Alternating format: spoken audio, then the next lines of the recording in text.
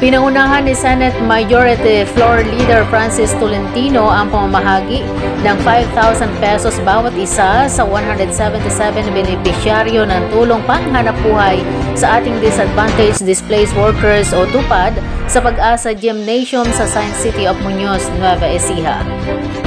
Pagkatapos nito ay humarap ang senador sa mga lokal na miyembro ng media dito sa Nueva Ecija at binigyang diin na kailangan na daw talaga ang pagbabalik ng Reserve Officer Training Corps o ROTC sa gitna ng mga tensyon sa West Philippine Sea.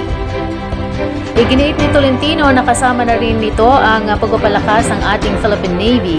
Ipinahayag ni Tolentino ang kanyang pag-asa na agad na maging batas ang kanyang panukalang Senate Bill 1565 na layong ibalik ang obligadong 2 taon ng basic military and police training para sa mga mag-aaral sa kolehiyo.